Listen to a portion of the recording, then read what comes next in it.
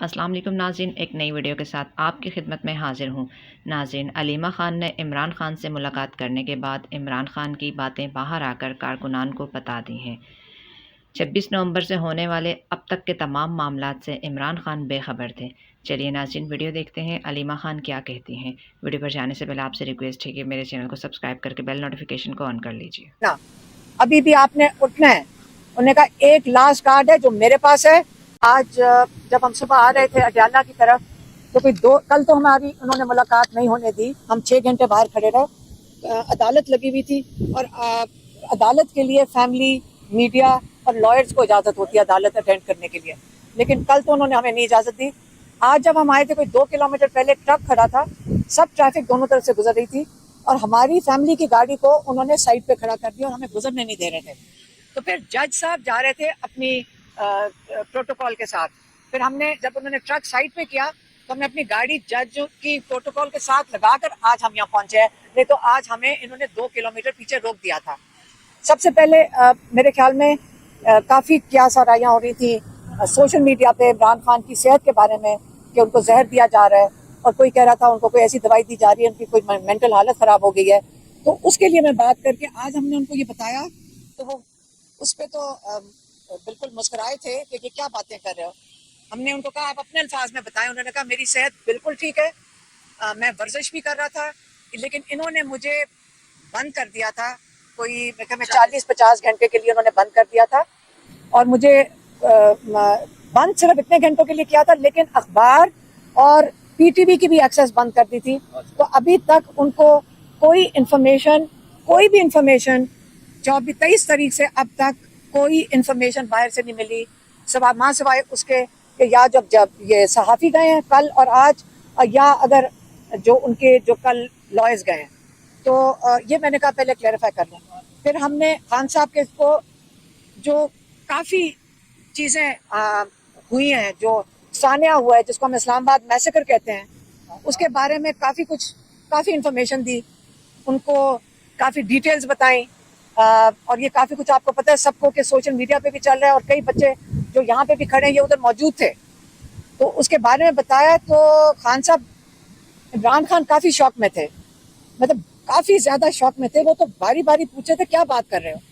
تو ان کو یہ بھی بتایا کہ جو اس سے 12 کا یہ فگر آ رہا ہے کیونکہ لوگ لاپتہ ہیں یا جیلوں میں، اس کے اوپر بھی واضح نہیں ہوا ہے۔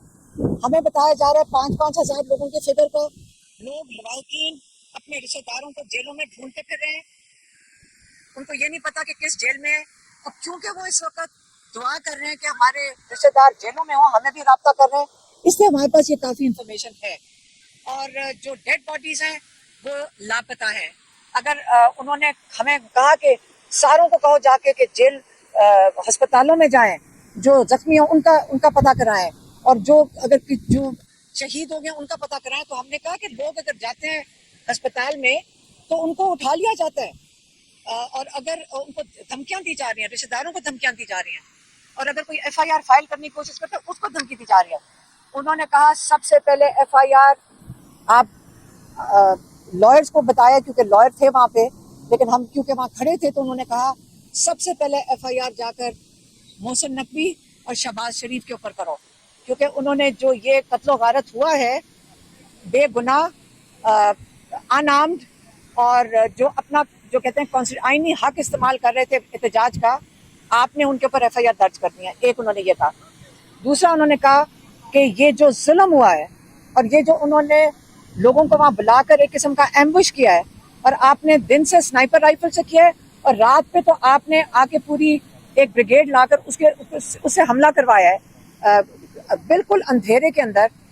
انہوں نے کہا یہ لال مسجد کا جو واقعہ تھا یہ اس سے بھی بڑا سانحہ آپ نے کر دیا ہے، اور انہوں نے کہا کہ جو 71 میں ہوا تھا جب یحییٰ خان کے وقت میں ایک وہ سانحہ تھا، پھر آپ نے اکبر بگٹی کے ساتھ جو کیا، آپ کا خیال ہے کہ اس کے بعد آپ بندے کو ختم کر دیں اس کے بعد چین آ جائے گا؟ آج تک بلوچستان میں اس چیز کو بھولا نہیں گیا اور یہ یاد رکھتے ہیں، اور یہ اس قسم کا جب آپ اٹیک کرتے ہیں اس سے غصہ کم نہیں ہوتا، اس میں رنجشیں ختم نہیں ہوتی، اس میں بڑھتی ہیں۔ اور اس وقت انہوں نے کہا غصہ بہت زیادہ بڑھے گا۔ 9 مئی کے بعد لوگ شوق میں تھے اور خوف میں تھے، لیکن جب 8 فروری کو لوگوں نے ووٹ ڈال دیا اس کے بعد لوگوں کو اپنی ووٹ سے پتہ چلا کہ جمہوریت میں ہمارا حق ہے, اس ملک میں ہمارا حق ہے. جب انہوں نے اپنا حق لے لیا اور آپ نے چھین لیا, اس کے بعد لوگوں کا اب غصہ ہے. پہلے ان کو حق چھیننے پہ غصہ ہے, اب ان کے اوپر جو ظلم کیا جا رہا ہے اس کا غصہ ہے, اور یہ غصہ بڑھے گا.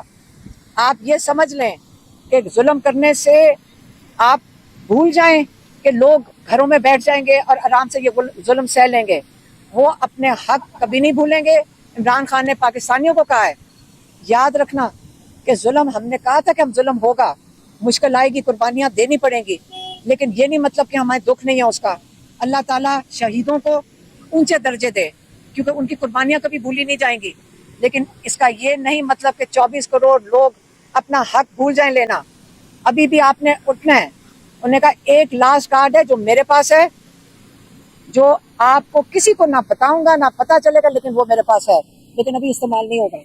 لیکن اس وقت جیسے کہ جو سسٹم کہتا ہے, ہم اپنی عدالتوں میں جائیں گے, ہم سپریم کورٹ میں جائیں گے, ہم اس ظلم کے خلاف کہ آپ نے سنائپر رائفل سے لوگوں کو, اپنے لوگوں کو, انعام لوگوں کو جن کے پاس کوئی ہتھیار نہیں تھا ان کو مارا ہے, سپریم کورٹ میں جائیں گے. ہم انٹرنیشنل اداروں کے پاس رپورٹ ہیومن رائٹس ابیوز کی, اس قسم کی چیز دنیا میں نہیں دیکھی گئی, یہ دنیا میں نہیں دیکھی گئی, آپ چھپا نہیں سکیں گے, یہ سب کچھ باہر آئے گا, اور انشاءاللہ ہم اس کو پرسیو کریں گے. اور اپنے لوگوں کو وہ ہدایت آپ کہتے ہیں ہم کروں گا کہ اس کو بالکل لوکل لیول پہ بھی, سپریم کورٹ میں بھی اور انٹرنیشنل بھی, آپ اس کو پورا بھرپور طریقے سے اس کو ہائی لائٹ کریں. یہ ان کا پیغام تھا, یہ میں نے آج آپ کو دے دیا.